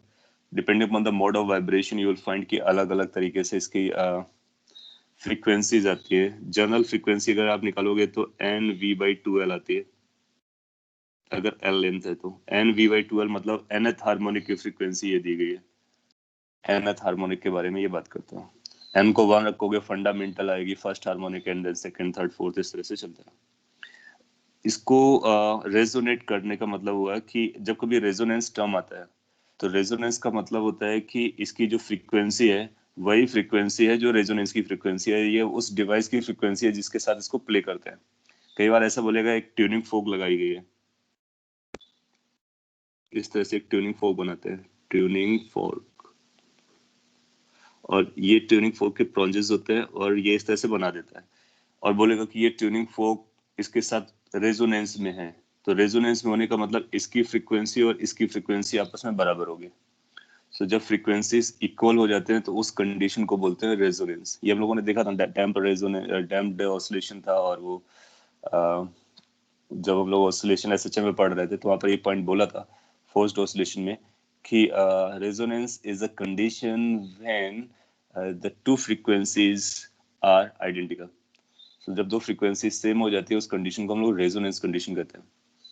और उस कंडीशन में आप पाओगे कि इसके पास एनर्जी ज्यादा होती है और वो सारी स्टोरीज हैं, बट दोनों की फ्रीक्वेंसीज बराबर होती है। ये मीनिंग आपको लेके चल रहा है। अब इसको मैं सॉल्व कर देता हूँ। इसने आपको टी दे रखा है और म्यू दे रखा है, तो टी और म्यू को यूज करके हम वी कैलकुलेट कर लेंगे क्योंकि वी की जरूरत आ रही है। V is going to be under root T by mu. T is 360 और म्यू की वैल्यू आपको दे रहा है 9 into 10 raised power minus 3, so 9 into 10 raised power minus 3। Generally ऐसे नंबर देगा जिसको हम लोग इजीली सिंप्लीफाई कर सके, तो देना भी चाहिए। सो ये 10 raised power 4 हो जाएगा तो 100 बार आ जाएगा, ऊपर से 6 आएगा तो 600 डिवाइड बाई 3। सो इसको जब आप डिवाइड करोगे तो ये 200 मीटर पर सेकेंड आ जाएगा। सो ये वेलोसिटी आ गया। इसने बोला वायर रेजोनेट करता है इस फ्रीक्वेंसी में, तो जो 210 फ्रीक्वेंसी है वो NV/2L है, nth हार्मोनिक का है, ऐसा हम लोग लेके चलेंगे। एंड देन आफ्टर उसने बोला next level, next higher frequency कब मिलती है? Next higher frequency will be next higher harmonic. Next higher harmonic would be n+1 V/2L। इसकी वैल्यू आपको दे रहा है 280। ये आपको समझ में आया? इसको हम फंडामेंटल नहीं पकड़ेंगे, पहले को इसको nth पकड़ेंगे, नेक्स्ट हायर n+1th पकड़ेंगे और दोनों की फ्रीक्वेंसीज का फॉर्मूला लगा दिया, फ्रीक्वेंसीज दे रखी। यहाँ से हम लोग पहले ये कैलकुलेट करेंगे n की वैल्यू कितनी है, तो जिससे हमको ये पता चल जाएगा कि ये 2110 है वो कौन से हार्मोनिक की कहानी है। दूसरे के बारे में भी पता चल जाएगा, फिर दोनों को हम रिलेट करके अपना जो भी आंसर पूछा गया उसको निकाल लेंगे। डिवाइड कर लीजिए तो ये बनेगा 21 divide by 28 is equal to n divide by n+1। 3/4 is equal to n divide by n+1। तो इसका मतलब n की जो वैल्यू है वो 3 रही होगी, तभी n+1 4 हो रहा है। सो इसका मतलब ये पहला केस थर्ड हार्मोनिक है, ये फोर्थ हार्मोनिक है। ओवरटोन से भी रिलेट कर सकते हैं। एनीवे अब आपसे पूछता है कि कितने नंबर ऑफ लूप्स प्रोड्यूस होंगे फर्स्ट केस में जब हम थर्ड हार्मोनिक में चलते हैं। थर्ड हार्मोनिक में तो आपको पता होता है कि थर्ड हार्मोनिक कुछ ऐसा बनता है। First harmonic you remember, second harmonic you remember, third harmonic you. तो कितने लूप्स बने? सो जितने हार्मोनिक्स उतने लूप्स, 3। सो 3 एक ऑप्शन होना चाहिए, उसको हम लोग मार्क करना चाहेंगे। क्वेश्चन नंबर 25 कैलकुलेशन आप चेक कर लीजिए और जिस तरह से सॉल्व किया उसको भी चेक कर लीजिए। कंसर्न है तो बोलिए, सी ऑप्शन को आप मार्क कर सकते हो। सो ये क्वेश्चन जो है वो मेन और एडवांस के बीच में कहीं भी लाई कर सकता है। सिंपल एडवांस होगा तो वहाँ पे भी दे सकता है, और मेन टफ होगा तो उस पर भी दे सकता है। यहाँ पे कुछ लिखा, मैं पढ़ लेता हूँ। Here we can do it without the information provided about linear mass density. हाँ, इसमें वी की जरूरत नहीं पड़ी, यू आर राइट। हालांकि हम लोगों ने वी निकाला 200 मीटर पर सेकेंड, अब देखोगे वो डिवाइड करने के बाद उसकी जरूरत नहीं पड़ी। सो कई बार क्या होता है कि रिडंडेंट इन्फॉर्मेशन दे देता है, एक्स्ट्रा इन्फॉर्मेशन दे देता है, जस्ट फॉर द सेक कि आप थोड़ा सा टाइम वेस्ट कर डालो वहाँ पे, और मे बी लाइक कि आपको कुछ डाउट क्रिएट कराने के लिए इस तरह से दे देता। अगर हम लोग ये कैलकुलेशन नहीं भी करते तब भी हमारा आंसर आ गया, क्योंकि इसकी जरूरत नहीं पड़ी है। यू राइट व्हेन यू से सो। So we can also directly do it by difference, because difference will be 70 hertz now. आप डिफरेंस भी कैलकुलेट कर सकते हो, तो difference is going to be fundamental. तो उसके लिए लेंथ वगैरह क्या उसने दी है? लेंथ नहीं दी है। आप वैसा कर सकते हैं, इसका जो डिफरेंस आएगा वो भी चलेगा। 70 must be equal to v by 12। लेकिन इससे अपना क्या पर्पसफुल होता है वो देखने का। अगर आपसे पूछता है कि लेंथ निकालिए, सपोज करिए ये क्वेश्चन पूछता है कि find the length of the wire, so इसको आपको यूज करना चाहिए था डिफरेंस वाला, क्योंकि वी आपने कैलकुलेट कर लिया, एल यहाँ से आप निकाल सकते हो। लेकिन क्वेश्चन की जो डिमांड है वो एल निकालने की नहीं है। क्वेश्चन की डिमांड क्या है? ये बताने की नंबर ऑफ लुक्स कितने बन रहे हैं। तो आपको कनेक्ट करना होगा कि नंबर ऑफ लुक्स को पता करना, मीनिंग इज दिस कि हमको ये पता करना कौन से हार्मोनिसिटी पे चल रहा है। सो दैट मीन्स हमने ये पता करना है कि एन की वैल्यू कितनी है। सो डिफरेंस करने से एन नहीं निकलेगा, लेकिन एल जरूर निकालेगा, लेंथ। सो बेसिकली अपने पास इक्वेशन है, फिर जो पूछेगा उसके अकॉर्डिंग हम सब्ट्रैक्ट कर भी सकते हैं और डिवाइड भी कर सकते हैं। तो वो जब आप इक्वेशन बनाते हो, इक्वेशन से रिलेट करते हो, तभी आपको समझ में आता है क्या करना होता है। इसीलिए फिजिक्स थोड़ा सा इंटरेस्टिंग होता है कि लाइक आप पहले से कोई सेट माइंड नहीं बना के चल सकते हो। You simply write the equations और द कॉन्सेप्ट जो जो आप जानते हो। इसके बाद आप देखो कि वो क्या पूछता है, फिर ट्राई टू लिंक देम कि उनके साथ हम क्या कर सकते हैं, so that we can find the desired quantity. और फंडामेंटल फ्रीक्वेंसी से भी लिंक कर सकते हो आप। वो कितना एक्सपर्ट हो जाते हो कैलकुलेशन पे, it's up to you. Question number 26, it says the resultant amplitude due to superposition of two waves this and this would be। ऐसा हम लोग ऑलरेडी सॉल्व कर चुके हैं कि जब दो वेव्स दिया हो, सुपरपोजिशन हो रहा हो, तो फेजर डायग्राम बनाते हैं। फेजर डायग्राम के बाद हम बता देते हैं कि कितना आंसर आने वाला है। नाउ फेजर डायग्राम बनाने के लिए कुछ कंडीशंस शर्त हम लोगों ने रखी थी, बस उसका फॉलो करना है। जैसे ये y1 लिखा हुआ है साइन के टर्म में, तो इसको भी हम साइन के टर्म में बताएंगे और माइनस को एब्जॉर्ब करा देंगे। जब इसको साइन के टर्म में ले जाओगे, माइनस को एब्जॉर्ब कराओगे, तो ये बनेगा 5 साइन। इतना अपने को रखना है। अंदर ओमेगा टी माइनस के एक्स ये भी रखना है, और माइनस 150 डिग्री है। क्या ऐड सब्ट्रैक्ट किया जाए सो दैट ये इसके बराबर हो जाए। तो यहाँ पर फिर ट्रिग्नोमेट्री का अपने को ख्याल में रखना होता है। साइन को हमको कॉस पे ले जाना है, तो पाई से काम नहीं चलेगा, क्योंकि पाई में पाई में या तो हम प्लस करें, तो लेकिन प्लस करने से साइन वापस आ जाता है, तो पाई से काम नहीं चलेगा। पाई बाई 2 से काम चलेगा, 3 पाई बाई 2 से चलेगा। पाई बाई 2 सिंपल रखते हैं, यानी 90 डिग्री। ना अब इस 90 डिग्री को ऐड करना है या सब्ट्रैक्ट करना है? ऐड करोगे तो 90 प्लस थीटा कॉस थीटा होता, तो माइनस नहीं आएगा। सब्ट्रैक्ट करोगे तो माइनस आ जाएगा। लास्ट क्लास में हम लोग जब डेरिवेशन भी कर रहे थे, तो आपको पता होगा जब प्रेशर वेव निकाला था डिस्प्लेसमेंट वेव से, तो उसमें भी माइनस आया था। तो माइनस को एब्जॉर्ब करने के लिए माइनस पाई बाई 2, अब याद भी रख सकते हो, माइनस कॉस को साइन में ले जाने के लिए माइनस पाई बाई 2 ऐड कर देते हैं। सो ये इक्वेशन बन जाएगी। अब इसको और रीराइट कर लो, सो ये बन जाएगा 5 साइन ओमेगा टी माइनस के एक्स माइनस ये नंबर, इसके साथ ऐड करोगे 240 डिग्री के आसपास आ जाएगा। 240 डिग्री आपको और बड़ा लग सकता है, तो आप चाहो इसे 360 ऐड भी कर लो तो भी चलेगा, या फिर इसी का फेजर डायग्राम बना लो तो भी चलेगा। So how to draw the phasor diagram, उसके लिए मैं बोलता हूँ पहले का रेफरेंस पकड़ लो। 5 है तो 5 आपका ये रेफरेंस हो गया, 5 यूनिट है। इसके बाद अपने को माइनस 240 करना। माइनस का मतलब हुआ अपोजिट डायरेक्शन में चलना है, यहाँ से 240 चलना है। तो जब आप 240 चलेंगे तो फिर यहाँ कहीं पहुंचेंगे जाकर के, और ये एंगल आपका 240 होना चाहिए।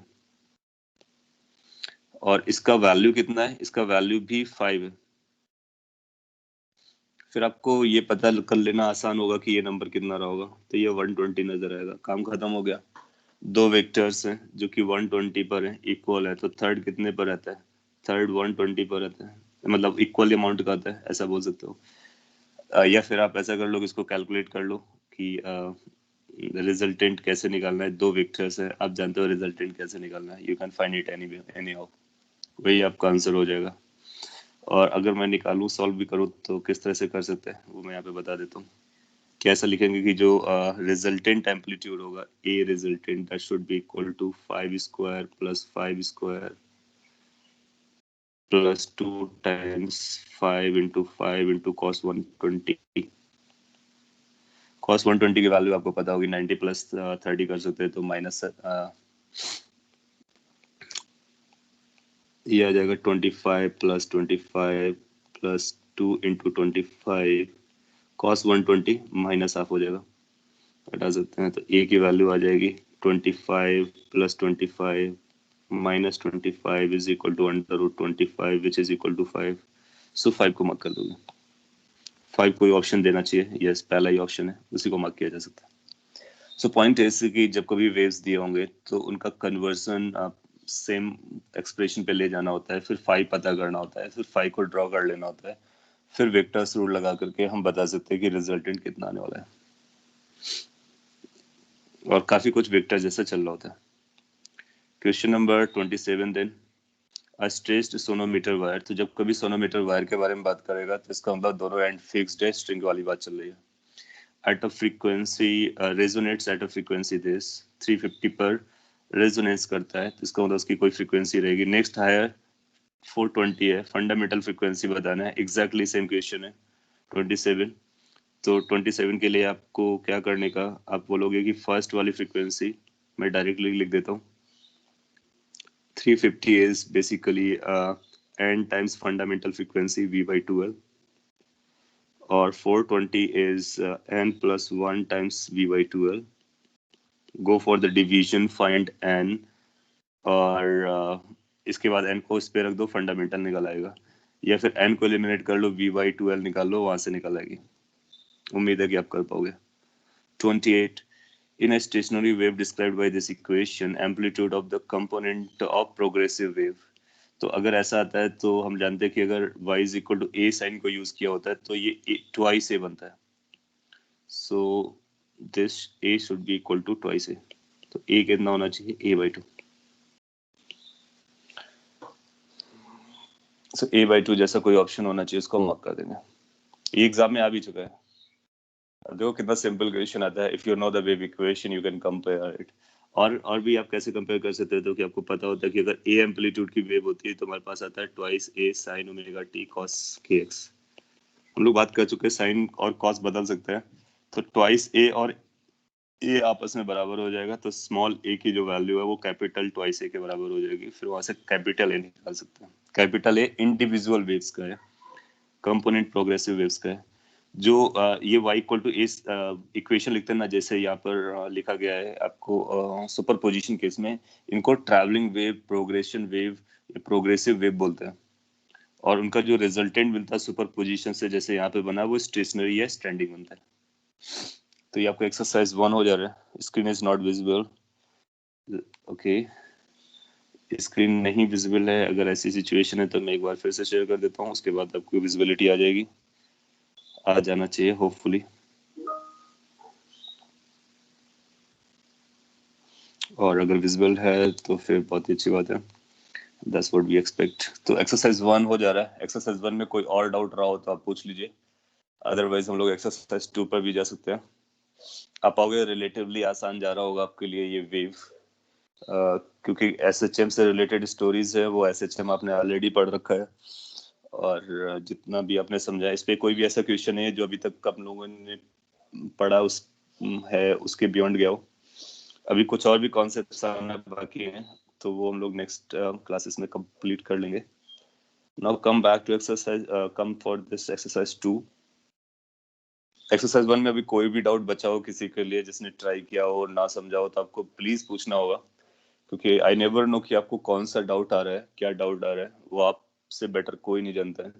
So you must ask, even though it's simpler, easier और व्हाटएवर।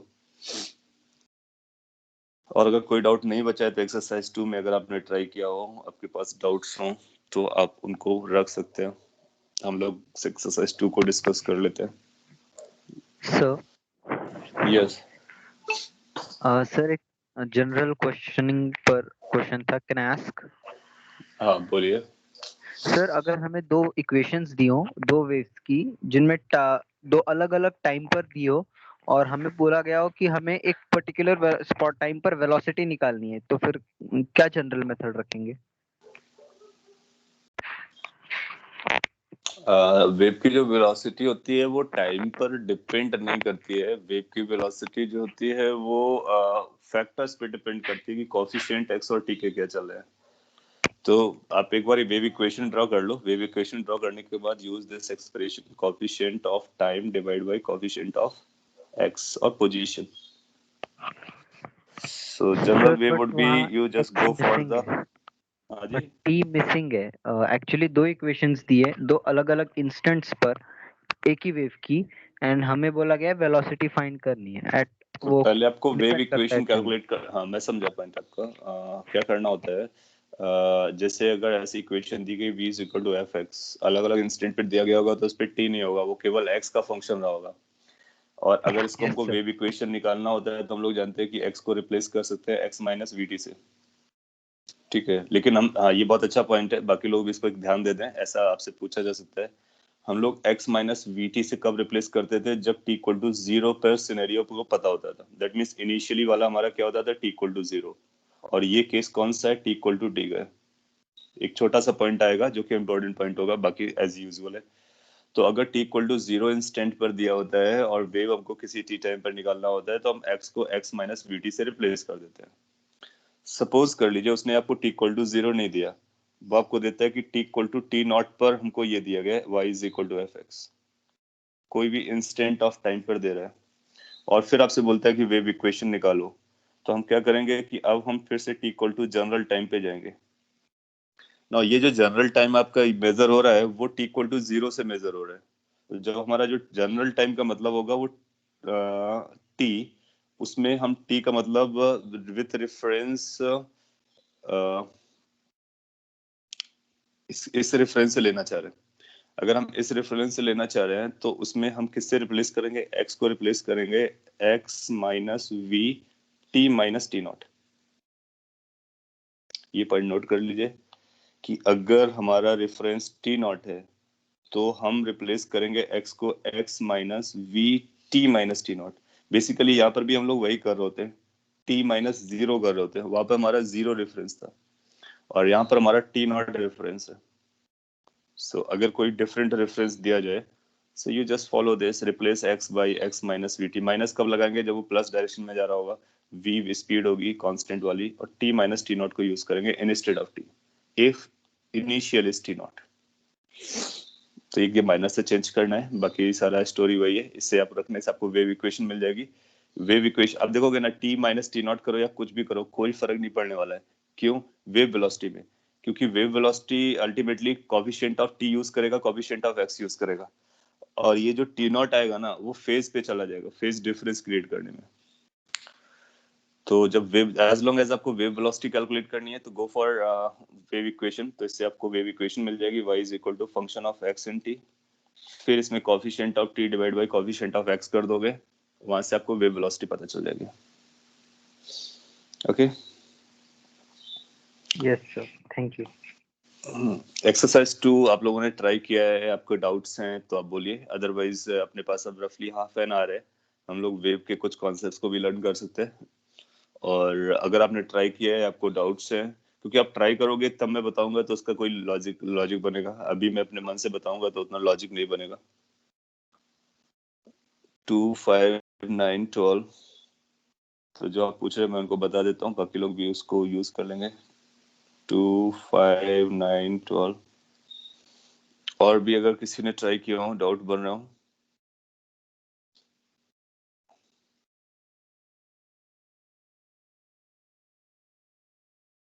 आपको ट्राई करना चाहिए था, क्योंकि वेव्स की exercise I don't think so difficult है। अगर आप 2-3 बार रिवाइज करने के बाद करते हैं सॉल्व, तो काफी क्वेश्चन आपसे सॉल्व हो जाएंगे।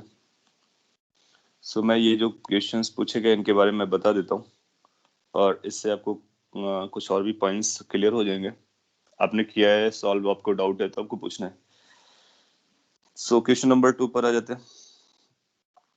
इस पे डिग्री सेल्सियस आ रहा है, तो अगर आप डिग्री सेल्सियस को अवॉइड करना चाहो तो फिर आप एक काम कर सकते हो कि डिग्री सेल्सियस को हम लोग हीट एंड थर्मोडायनेमिक्स पढ़ने के बाद सीख लेंगे।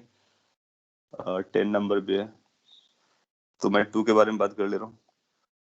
और भी क्वेश्चंस हैं 5, 6, so then there is a 6, then there is a 9 is all included, 12 is also included. Okay, so second के बारे में थोड़ा सा इनपुट दे देता हूँ, आप चाहोगे तो सॉल्व भी कर लेंगे। मैंने आपको हालांकि सोल्यूशन भेजा है, सो सोल्यूशन आपको लास्ट रिजोर्ट की तरह यूज करना चाहिए, not as a first resort, क्योंकि अगर आप डायरेक्टली सोल्यूशन देख लेंगे तो वो किसी सेंस का नहीं रहेगा। जब तक आपका ब्रेन ट्रबल में नहीं रहेगा और उसको फोर्स नहीं मिलेगा थिंक करने के लिए, तब तक आप लर्न नहीं करोगे। सो ये बोले कॉपर वायर है जो 2 रेजिडेंट्स में फिक्स किया गया है, सपोर्ट इतना दिया गया है, टाइट किया गया है, निग्लेजिबल टेंशन है और स्पीड ऑफ ट्रांसवर्स वेव बतानी है अपने को। सो ये क्वेश्चंस क्या करते हैं, डिफरेंट डिफरेंट चैप्टर्स को लिंक करते हैं। और वो 30 डिग्री पर था, 10 डिग्री पर, यानी टेम्परेचर डाउन कर दिया। टेम्परेचर डाउन करते हैं तो फिर आप पाते हो कि कॉन्ट्रैक्ट करता है तो टेंशन आ जाता है। तो डेल्टा एल जो आएगा थर्मोडायनेमिक्स के हिसाब से एल अल्फा डेल्टा टी होता है।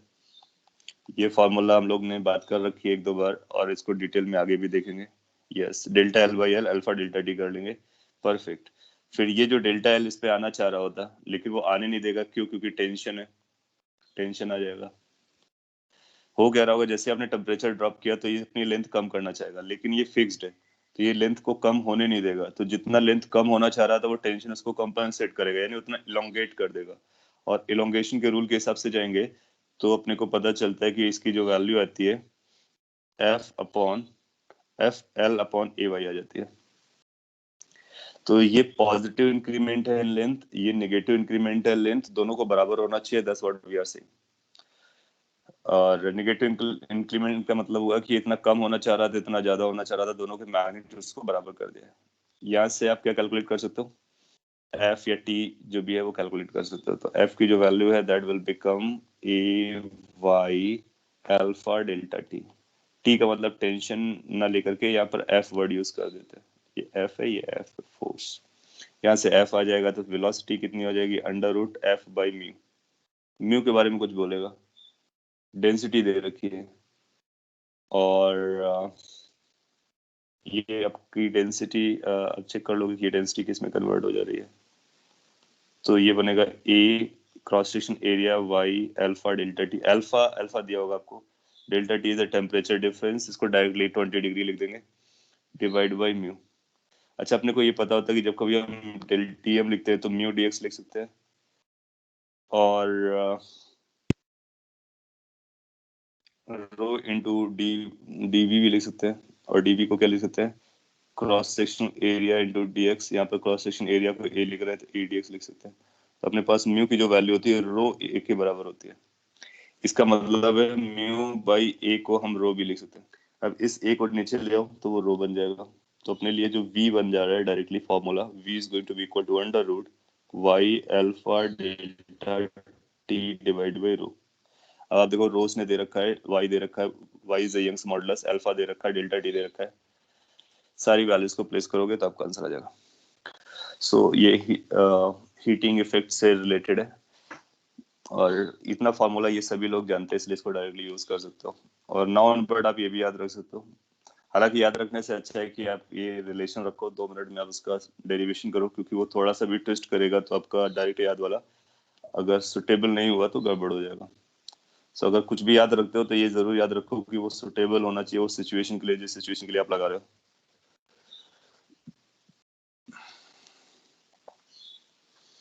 क्वेश्चन नंबर 5 पर आते हैं।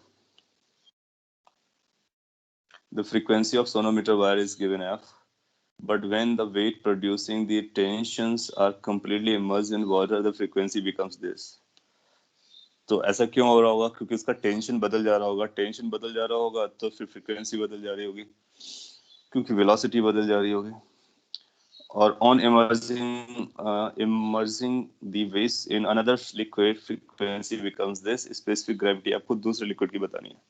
सो एक अरेंजमेंट बनाएंगे तो आपको समझ में आ जाएगा और फिर इसके बाद आप सॉल्व भी कर सकते हो। जैसे कि यहाँ पे एक पुली लगा दिया रेट से और ये वेट था जो टेंशन क्रिएट कर रहा था, फिर इसको आप वाटर में अलग अलग लिक्विड में रखते हो, कंप्लीटली सबमर्ज कराते हो और ये इस तरह की सिनेरियो है। तो इस पर जो वेव पल्स चलेगी, वेव पल्स, उसकी वेलोसिटी अपने को पता करनी है। तो हम लोग जानते हैं जो वेलोसिटी होती है वो under root T by mu होती है। म्यू तो बदलेगा नहीं, जब आप इसको वाटर या लिक्विड में सबमर्ज कराओगे तो म्यू में कोई चेंज नहीं आएगा क्योंकि वो स्ट्रिंग पर डिपेंड करता है। टी बदलने वाला है तो वी बदलेगा। मोर ओवर सोनोमीटर वायर है तो इसको फिक्स कर रखा है तो वेवलेंथ नहीं चेंज करेगी। सिचुएशन देख करके तो ये डिसाइड करना होता है कौन सा पैरामीटर चेंज हो रहा है, कौन सा नहीं चेंज हो रहा है। सिंस ये यहाँ पर फिक्स्ड है, यहाँ पर भी फिक्स्ड है, इसका मतलब है कि अगर हम इसको फंडामेंटल मोड मानते हैं तो ये फंडामेंटल मोड पे ही सारे रहने वाले हैं। इसका मतलब वेवलेंथ कांस्टेंट है। सो यहाँ पर अपने को ये पता करना है wavelength is a constant, that's not changing. Velocity is changing, v is equal to lambda into f या f इनटू लेमडा, कुछ ऐसा रिलेशन होता है। इसका मतलब वेलोसिटी और फ्रीक्वेंसी सिमिलर टाइप की जाएंगी। v1 upon v2 is equal to f1 upon f2, ऐसा कुछ फॉर्मूला लगाने वाले हैं। तो v1 v2 का जब रेशियो निकालोगे तो ये बनेगा under root t1 by t2। So first के लिए लगाएंगे, सेकंड के सिचुएशन के लिए लगाएंगे, काम हो जाएगा। अच्छा, इसके बाद में आप देखते हो कि जो फर्स्ट की फ्रीक्वेंसी दी गई है वो f है, सेकंड की फ्रीक्वेंसी f/2 दिया गया है। तो फर्स्ट का टेंशन रहा होगा mg, सेकंड का टेंशन रहा होगा mg इफेक्टिव, g इफेक्टिव आएगा 1 minus density of water divide by density of object. mg cancel out हो गया, यहाँ से अपने को 2 पता चल गया।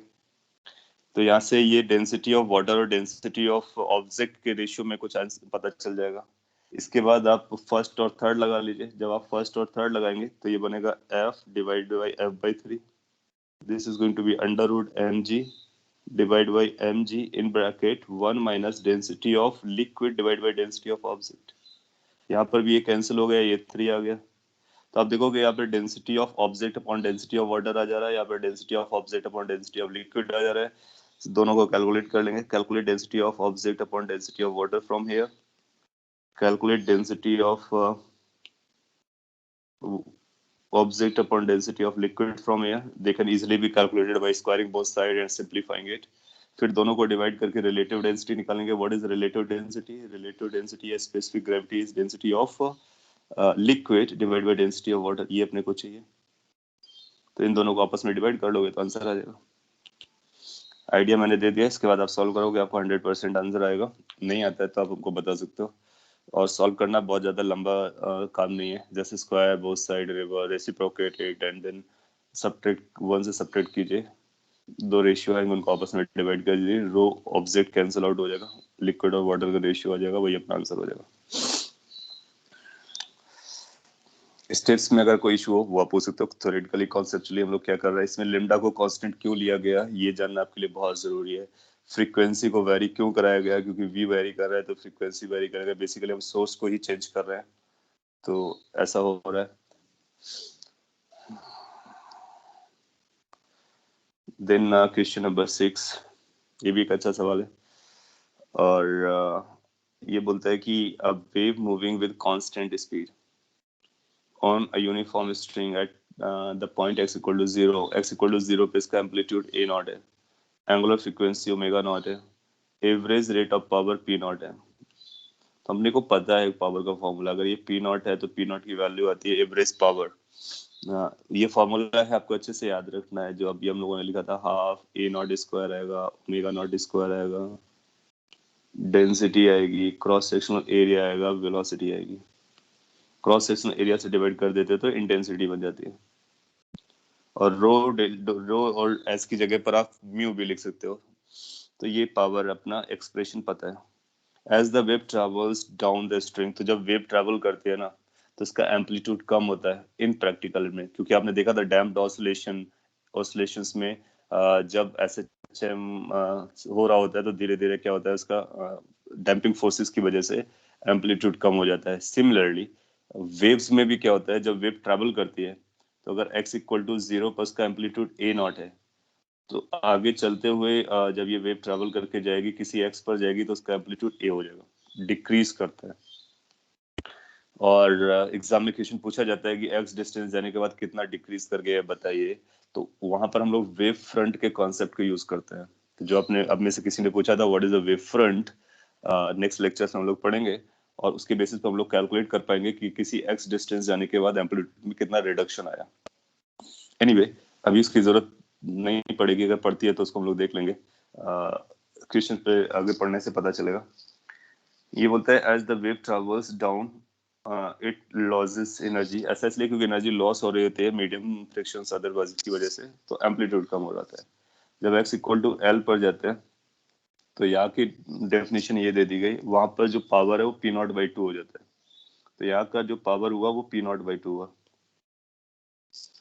और इसी पॉइंट पर हमको एंगुलर फ्रीक्वेंसी और एम्पलीट्यूड वगैरह बताना होता है। अच्छा, ये जो वेव आ रही है किसी सोर्स से आ रही होगी, जिस सोर्स से आ रही होगी वो सोर्स वही है, तो सोर्स वही रहता है तो फ्रीक्वेंसी वही रहती है। तो इस एक्सप्रेशन में क्या क्या चेंज होगा उसको लिखने की कोशिश करते हैं। हाफ में कोई चेंज नहीं आएगा, एम्पलीट्यूड में चेंज आएगा तो उसको ए बोल देते हैं। ओमेगा नॉट में कोई चेंज नहीं होगा क्योंकि ये फ्रीक्वेंसी है, फ्रीक्वेंसी सोर्स पे डिपेंड करती है, तो that want change. Density medium की है तो मीडियम की डेंसिटी चेंज नहीं हुई होगी। क्रॉस सेक्शन एरिया मीडियम का चेंज नहीं होगा। वेव वेलोसिटी जो है वो मीडियम पे डिपेंड करती है, तो मीडियम नहीं चेंज हुआ तो वेव वेलोसिटी पे कोई चेंज नहीं आएगा। तो this is how you can relate कि कौन सा पैरामीटर चेंज हो रहा है और कितने अमाउंट से चेंज हो रहा है। सो जब पावर डिसिपेशन कम होगा या चेंज करेगा तो हम ये लिख सकते हैं। अब दोनों को आपस में डिवाइड कर दीजिए, तो ये बनेगा 2, ये बनेगा A naught square divide by A square. तो यहाँ से ए की वैल्यू पता चल जाएगी, A naught by root 2। So आप पाओगे उसका एम्पलीट्यूड है that has decreased to A naught by root 2 later on. Initially how much it had? A naught value. So angular frequency पर कोई चेंज नहीं है ऐसा बोलेंगे, और amplitude will change by what amount वो आप देख सकते हो। तो omega naught A naught by root 2 ऐसा ऑप्शन मार्क कर देंगे। एक अच्छा पॉइंट है, और अगर इस पर आपको कंसर्न रह रहा हो तो आप पूछिए, अगर जम रहा है तो परफेक्ट है। पावर दिया होगा, पावर में कौन कौन से पैरामीटर्स आते हैं, ए आता है, ओमेगा आता है, रो आता है, एस आता है, वी आता है। ए नॉट इस बात पे डिपेंड करेगा कि सुपरपोजिशन या फिर एम्पलीट्यूड कैसे चेंज हुआ है। ओमेगा नॉट ये फ्रीक्वेंसी है सोर्स पे डिपेंड करेगा। रो डेंसिटी है मीडियम पे डिपेंड करेगा। S cross section of the medium पे डिपेंड करेगा। वी मीडियम पे डिपेंड करेगा। सो वी कैन रिलेट कि कौन किस पे डिपेंड करता है, accordingly we can answer. So that was your 6th, then 9th, 10th and 12th. So 9th, 10th और 12th की बात कर लेते हैं। 9th is here. Again इसमें टेम्परेचर वर्ड यूज कर लिया गया। सो बेसिक पॉइंट है टेम्परेचर के, इसलिए इसको हम लोग सॉल्व कर पाएंगे। डीपर लेवल पे जाएगा तो फिर हीट एंड थर्मोडायनेमिक्स में समझेंगे। It's is a metallic wire है, लेंथ एल दिया गया, फिक्स बिटवीन 2 रिजिड सपोर्ट्स। तो सिमिलर टाइप की स्टोरी बोलते हैं, 2 रिजिड सपोर्ट बना लीजिए और मेटालिक वायर को यहाँ पर फिक्स करा दीजिए। इट इज कूल्ड, जब इसको कूल करेंगे तो कॉन्ट्रैक्ट करेगा, टेंशन बढ़ेगा। टेम्परेचर डेल्टा टी तक यंग्स मॉडुलस दिया गया, अल्फा डेंसिटी दिया गया है। Then the frequency of transverse wave is proportional to, बहुत सिंपल है, ये तो वही क्वेश्चन हो गया अभी जो थोड़ी देर पहले निकाला था ना, टेंशन या फोर्स। फोर्स की वैल्यू कितनी आ गई थी, कुछ था ए वाई अल्फा डेल्टा टी, इसको आप याद रख सकते हो। थोड़ी देर पहले ही लिखा हुआ है कहीं पर, अगर हम लोग याद करें तो ये लिखा हुआ है F is equal to A Y alpha delta T. जब टेम्परेचर से कम करते हो, टेंशन से उसको बढ़ाते हो, तो ये टेंशन की वैल्यू आ जाएगी। एक बार F निकल के आ गया तो अपने को क्या चाहिए, फ्रीक्वेंसी। तो वेलोसिटी कैलकुलेट कर लेंगे। So how much the velocity is going to, velocity भी हम लोगों ने कैलकुलेट कर रखी है। So that velocity came out to be, अगर आपको याद हो तो y alpha delta T divide by density. Mu by rho को म्यू बाई ए को रो लिख दिया गया, ये वेलोसिटी आ गया। इसने बोला फ्रीक्वेंसी ट्रांसवर्स वेव का कितने होगा, तो फ्रीक्वेंसी की जो वैल्यू होती है वो एन वी बाई 2l होती है। बस इस पे रख दीजिए and then you can check कि किस पे प्रोपोर्शनलिटी जा रहा है। N is the number of harmonicity, कौन सा हार्मोनिक कंडीशन पर है, एन बाई 2 ये तो कांस्टेंट हो गया। और वी के बारे में क्या ख्याल है, वी तो आपको पता है, एल भी पता है, सो यहाँ पर 2l भी कर सकते हो, और ये आएगा under root gamma alpha delta T by rho. Now you check कि which how it is depends. क्या अल्फा बाहर है? नहीं, अल्फा बाहर नहीं है, ए ऑप्शन नहीं हो सकता है। क्या वाई अल्फा बाई रो अंदर है? Yes, Y alpha by rho अंदर है। और क्या रो अल्फा बाई वाई है? नो। क्या ये है? नो। तो बी ऑप्शन आपको लॉजिकली सूट करता हुआ नजर आ जाएगा। और जहाँ पर वाई क्या है, वो यंग्स मॉडुलस है, तो जो बाकी पैरामीटर पे डिपेंड नहीं करता है, यानी डेल्टा टी पे डिपेंड नहीं करेगा, अल्फा डेल्टा टी पे डिपेंड नहीं करेगा, रो एल डेल्टा टी पे डिपेंड नहीं करेगा। तो ये सब के लिए डेल्टा टी और एन और एल कैसे कांस्टेंट जैसे ट्रीट करेंगे, इसलिए प्रोपोर्शनलिटी लगा सकते हैं। तो प्रोपोर्शनलिटी को वहां पे लगा देंगे। So that was your question number 9th।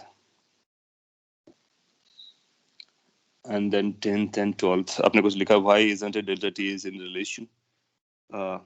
इसने बोला प्रोपोर्शनल पूछा है, डेल्टा टी भी आएगा रिलेशन में, सारा कुछ आएगा, डेल्टा टी आएगा। इसने बोला कि ऐसी लैंग्वेज यूज करता है, फ्रीक्वेंसी इज प्रोपोर्शनल टू। सो यहाँ से हम ये बोल सकते हैं कि फ्रीक्वेंसी की जो प्रोपोर्शनलिटी है वो अंडर रूट वाई अल्फा रो के बराबर है। और जब कभी हम लोग प्रोपोर्शनलिटी निकालते हैं ना, तो इस बात का ख्याल रखते हैं कि बाकी जो पैरामीटर्स है ना, उससे जिन पैरामीटर्स में हम निकाल रहे हैं उनका कोई कनेक्शन नहीं होना चाहिए। तो जो यंग्स मॉडुलस है, तो स्मॉल टेम्परेचर चेंज के लिए उसका कोई फर्क नहीं पड़ेगा, अल्फा फर्क नहीं पड़ेगा, रो फर्क नहीं पड़ेगा, क्योंकि ये सब मटेरियल प्रॉपर्टीज हैं। तो मटेरियल प्रॉपर्टीज जो बाहर के टेम्परेचर और एन और एल से इंडिपेंडेंट है, इसलिए ये प्रोपोर्शनलिटी हम दिखा सकते हैं। तो ये प्रोपोर्शनलिटी दिखा दी है। और अगर पूरा एक्सप्रेशन बोलता है तो फिर डेल्टा टी भी लिखते, एन भी लिखते, एल भी लिखते, टू भी लिखते।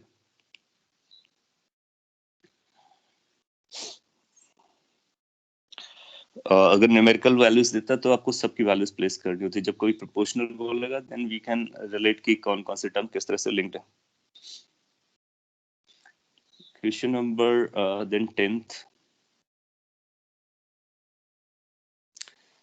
इट सेज कि स्टैंडिंग वेव है, ये कुछ उसी तरह से है जो हम लोग जानते हैं, स्टैंडिंग वेव साइन के x cos omega T type is maintained in a taut string of where x and y they are expressed in meters. The distance between successive nodes, successive points, oscillating with the amplitude a by 2 across a node is equal to. So इसको draw कर लेते हैं। और standing wave में कुछ इस तरह से इक्वेशन पूछता है, थोड़ा सा डीप पे जाते हुए, और जितना भी आपने समझा है बस उसी का यूज कराता हुआ, बट अ बिट डीपर।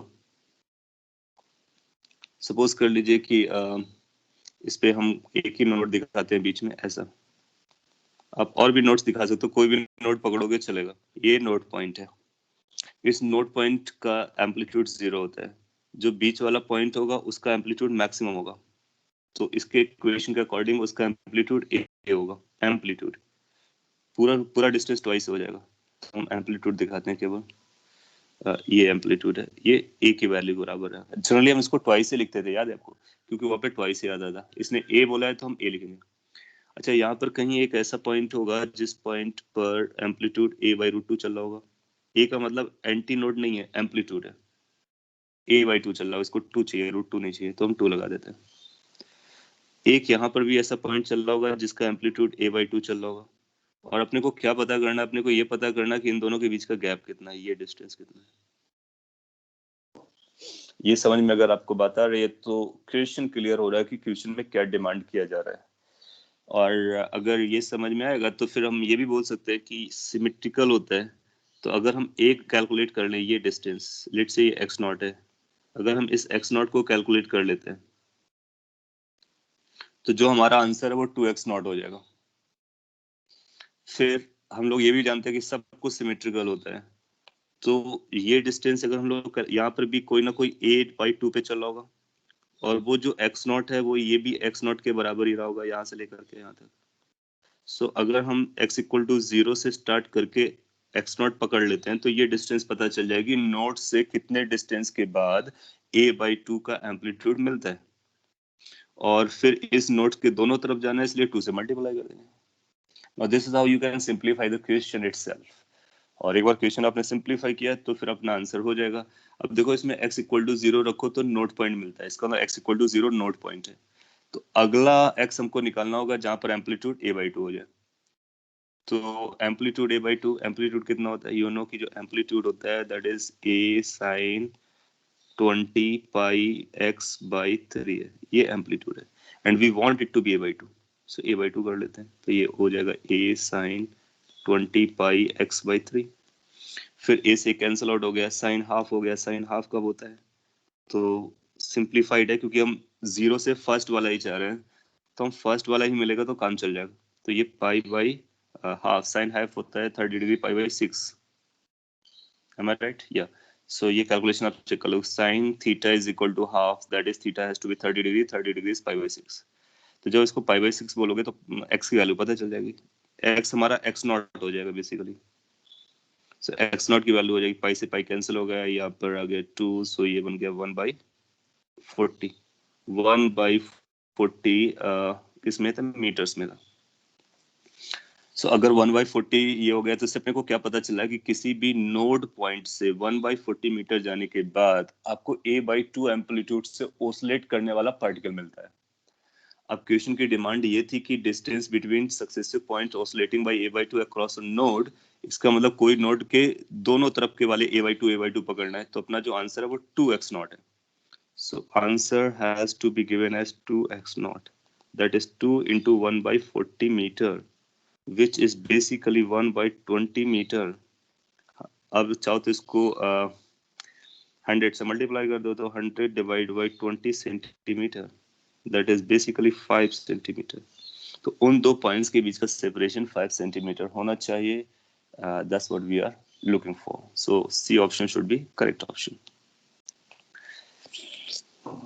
एक एडवांस के लिए बहुत अच्छा क्वेश्चन है, जो डीप पे अंडरस्टैंडिंग आपकी चेक करता है, whether you know standing wave equation, whether you can draw it, whether you know what the amplitude is, can you compare the amplitudes and find the x value and then the separation between any two points. तो इस तरह से हम किन्हीं भी दो points अगर उनके एम्पलीट्यूड्स पता हो तो उनके बीच का सेपरेशन हम कैलकुलेट कर सकते हैं। So that was your question number 10th.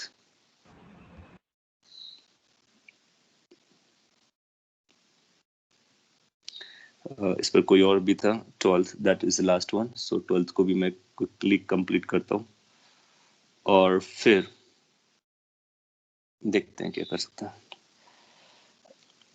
Question number 12 says wave representing y is equal to a cos kx omega t। तो ये प्रोग्रेसिव वेव है, ये सुपरपोज करती है किसी दूसरे वेव को to form a stationary wave. देखो इसी को अपोजिट तरीके से पूछ रहा है, ये बोल रहा है कि दो वेव्स नहीं दे रहा है, एक वेव दे रहा है और स्टेशनरी वेव बनी है, उसके बारे में पूछ रहा है। So such that x equal to 0 is a node point. उसकी इक्वेशन कौन सी हो सकती है दूसरे वेव की? तो हम लोग जानते हैं कि अगर हमारे पास एक y1 है जो कि a cos kx minus omega t है और हम स्टेशनरी वेव बनाना चाहते हैं, तो स्टेशनरी वेव बनाने के लिए दूसरी वेव के लिए एम्पलीट्यूड हमने को a रखना है, पहला point.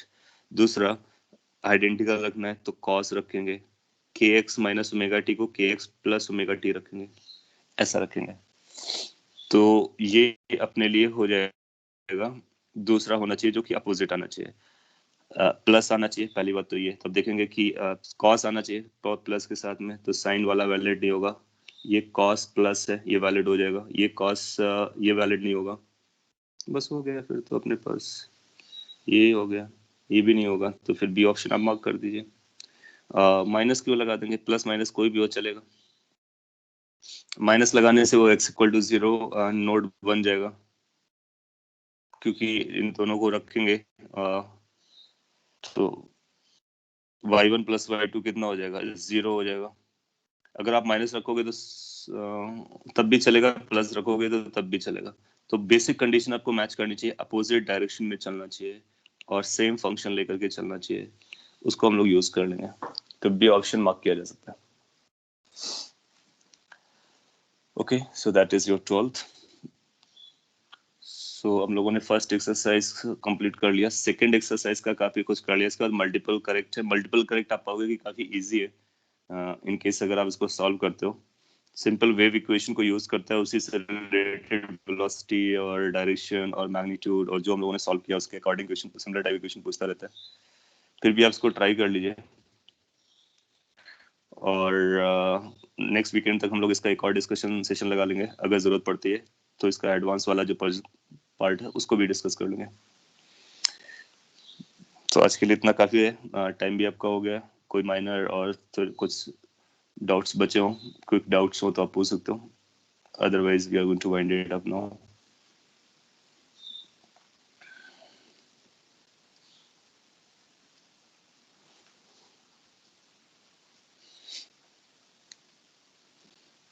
Okay, if there is no doubt that's good thing. आप इसको एक बार फिर से गो थ्रू कर लीजिए, घर पे जाने के बाद सॉल्व कर लीजिए पूरा, अब जल्दी से सॉल्व हो जाएगा। एंड देन आपके जो माइनर इश्यूज थे, डाउट्स थे, वो क्लियर हो जाएंगे। डिस्कशन के बाद एक बार आपको सॉल्व करना चाहिए पूरा एक्सरसाइज, और जितना मैंने बताया वो अपने आप से सॉल्व करो। अगर आप फंस जाते हो तो एक बार चेक कर लो कि मैंने क्या बोला है, और फिर से सॉल्व करो। सो फिर वो आपके लिए हमेशा के लिए वो आपके ब्रेन में हो जाएगा। Okay, that's all for the day. Thank you then. Thank you, sir.